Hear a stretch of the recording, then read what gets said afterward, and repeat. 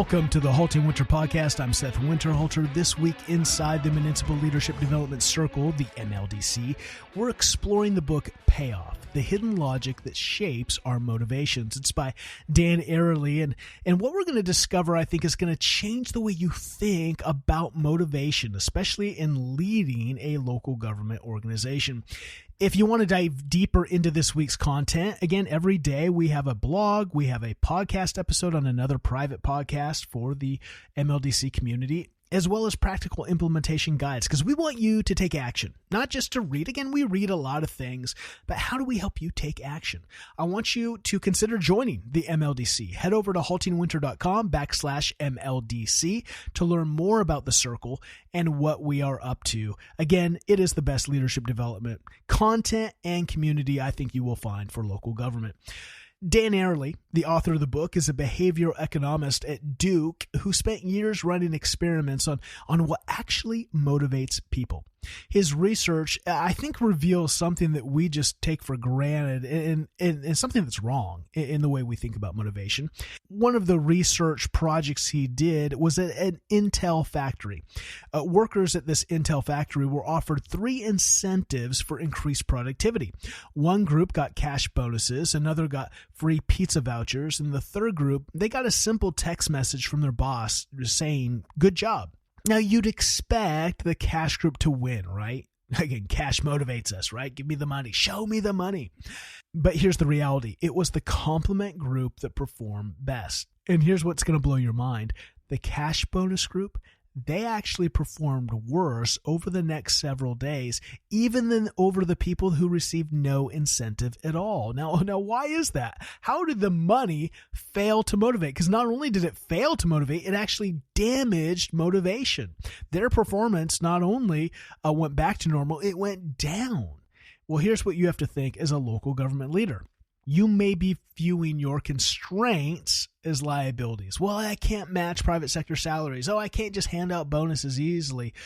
Civil service rules, they're limiting my options. Budget constraints, everyone's got to know where the money's going. So that's my excuse for not, doing anything. Here's where Dan's research, I think, reveals something that we have to chew on.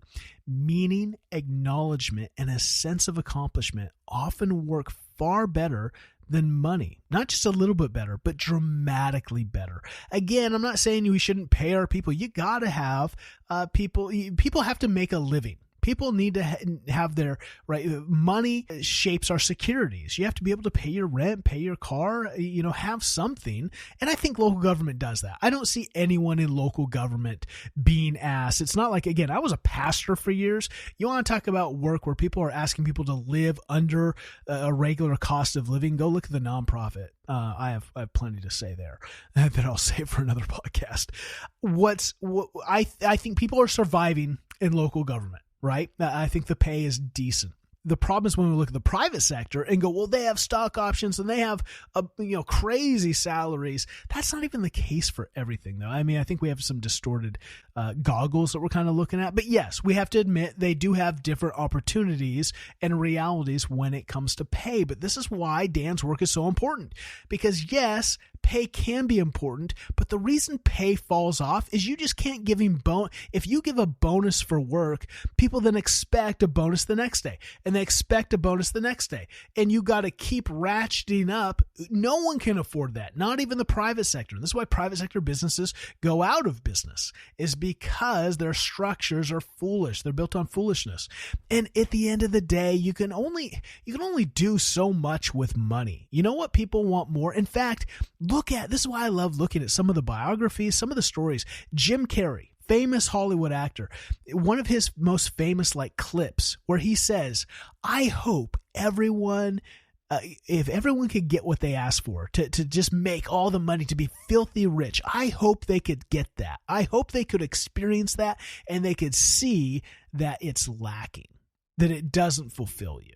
Right. And I think that's what Dan's getting to. The research, again, Dan's just not writing a book on thoughts, on ideas. He went and did the actual research. And what they find is meaning and acknowledgement and a sense of accomplishment often outweigh just the money incentives. You again are going to have a hard time in the public sector competing on compensation with the private sector. But I don't think that's a loss. I think what you do have and what you should have is the competitive advantage about being intentional with value and seeing your people and creating a sense of worth. And why this is so easy, I think, for you in the public sector is that you do the most meaningful work. Your work day to day impacts the lives of residents, not just of random people that you never know, Amazon delivering boxes to who knows who. You impact the very people that you work in, the community that you probably reside in, the people that you interact with on a day-to-day basis. It's them. They're real people. You know their names. So this is what we're talking about this week in the MLDC. Again, we're going to dive deep into Dan's research, looking at what he calls the Sisyphus effect, looking at why acknowledgment outperforms cash bonuses, looking at something called the IKEA effect. Again, things that I think will be important for you if you're interested in this, if you want to figure out how to create a culture where people love to work hard and show up and perform their best. If you want to figure out how to be a motivating leader and not feel like you're bad and you know, if I just had more money. I don't think that is the answer for any organization, but specifically for you in local government. And it's just not a reality. You don't have more money. And if you did, you're going to have to use that on projects, probably not people. So if this sounds interesting to you, go over to haltingwinter.com/MLDC. Join us. It's a great week to join. And not only do you get this week's content, you get every week content for the entirety of the year. I'm Seth Winterhalter. Thanks for listening. Keep leading with impact.